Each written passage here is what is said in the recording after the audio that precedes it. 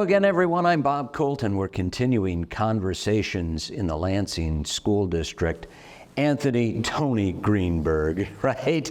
Tony, you run the Career and Technical School, new high school here in the Lansing School District. It's really exciting. Talk a little bit about what's going on and how kids sign up and get involved. There's so many cool things. Absolutely, absolutely.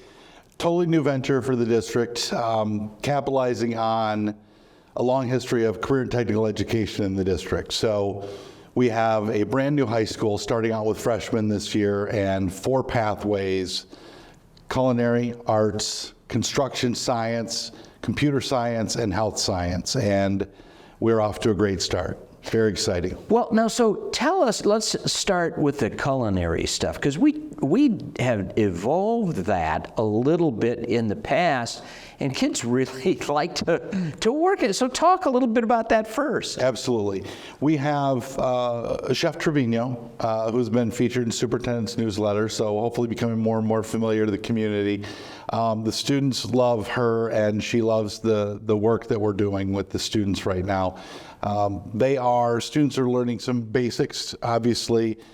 They just earned their first credential, so a ServSafe food handling credential, and that's been exciting, and they feel like they're very accomplished, and they're going to move forward through various credentials over the 4 years, but even during this freshman year, they're building already that portfolio of certificates and credentials and learning basic cuts and mother sauces and working with some community partners that we have coming in and getting that kind of exposure. So it's been great. So you kind of get a sauce certificate once you go through that. But the kids love this, and there are great jobs in this field, isn't there? Absolutely. And what I think is great is, a lot of the students have come in and they say, I want to be a chef, I want to be a cook. They've seen things on TV, they've watched movies, and let's be honest, some of the adults, our scope is limited, but between Chef Trevino herself and the various community partners,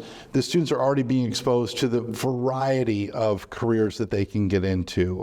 We've had some folks in from Michigan State University, and the students understand already that there are the management positions. There are hotel management positions. It's more than just standing in a line in a restaurant and cooking all day.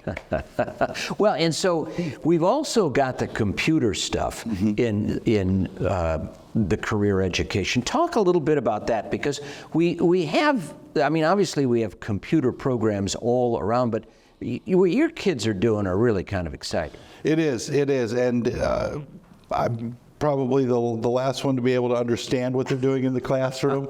I think a lot of us know what we do every day with the tools that we use. And the students come to us, we say that they're digital natives, right? They grew up with this, where a lot of us have had to come to it. And as much as we can figure out what we're doing, they are born into it. And the students who've gotten into our computer science program, they're excited because they're gamers. They're excited because they're tinkerers in that world. Some of them, honestly, they've been bored one day, but the next day they're working with graphics, and they're lit up and they're exploding, and they're running to the center of the room to show the teacher what they've been working on. They're going to be developing apps while they're with us. They're certainly coding, and some of them have been doing that since they were in 2nd and 3rd grade.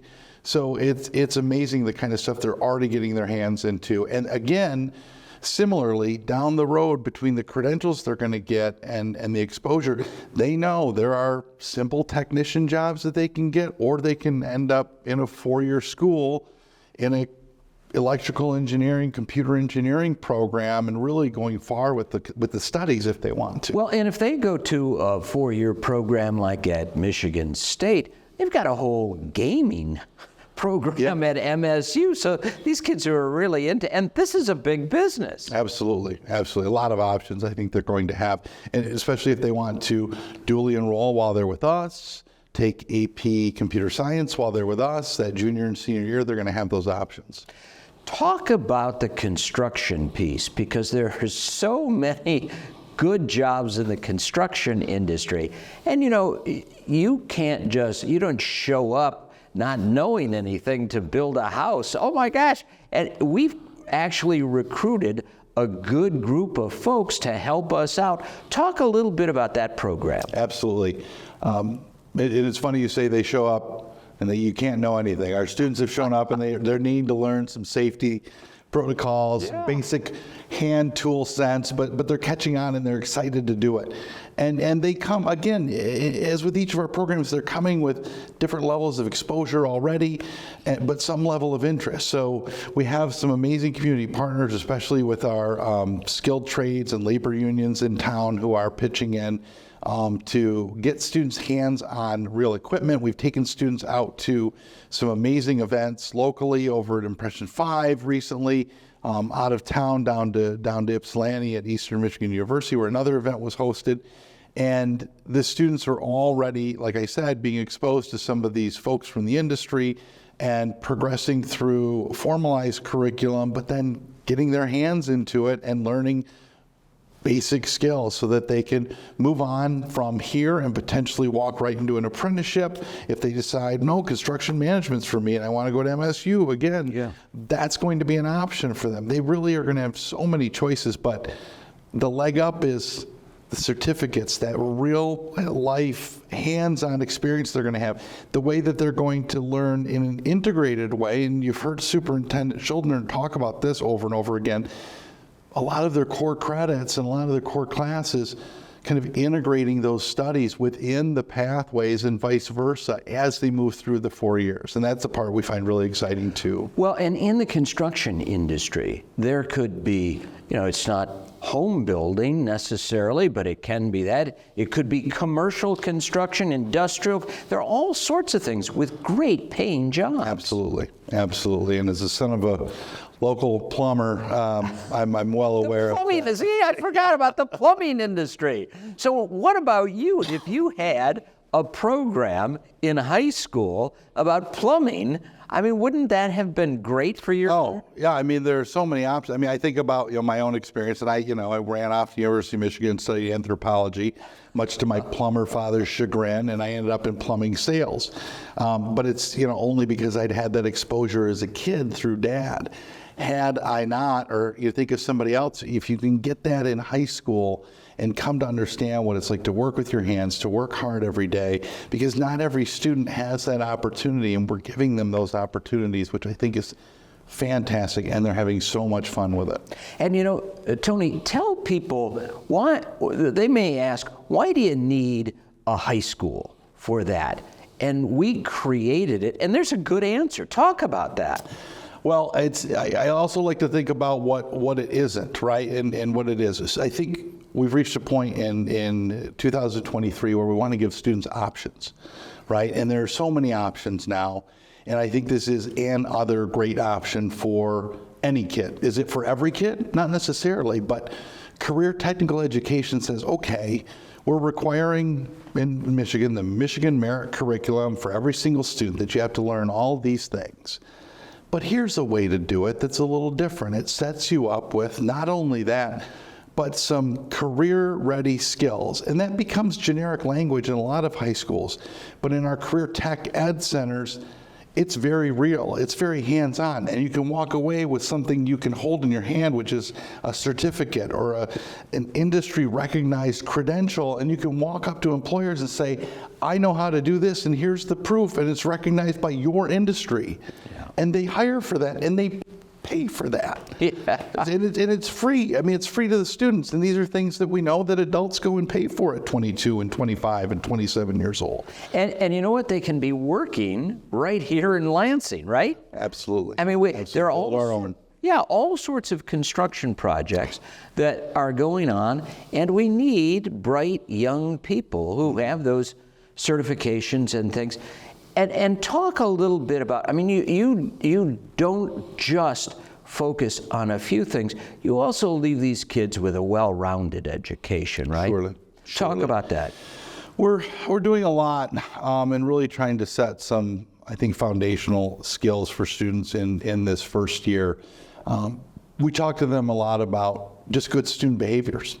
So no matter where they're coming from, whatever school within the district, outside the district, we're trying to say, okay, wherever you came from, whatever the expectations were, this is what it's going to be expected of you as a professional student here. We try to use that language, right? Professionalism in construction, professionalism in the culinary world, and so on.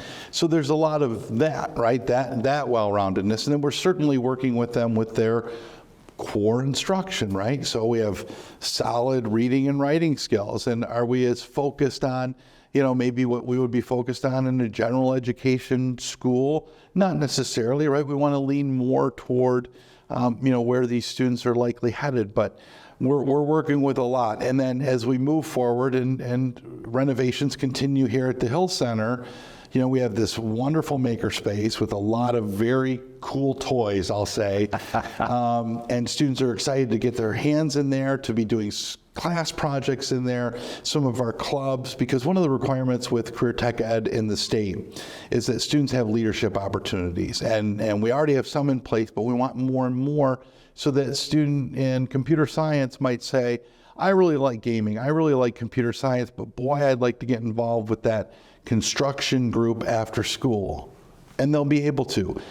Vice versa, a health science student who is thinking they're really loving this and they want to be a phlebotomist or a medical assistant can say, I want to be on the esports team that you're going to have. Sure. Fantastic, right? Again, just kind of crossing those skills over, because we know if someone goes into medical billing, they need some computer savvy. I mean, just all these things back and forth. And so we're really trying to give students those opportunities as much as we can and honor those interests while keeping them on their pathways. Well, and talk just briefly as we conclude here about this concept of bringing in the first cohort of class kids in grade levels, and then the plan for growing it. Yeah.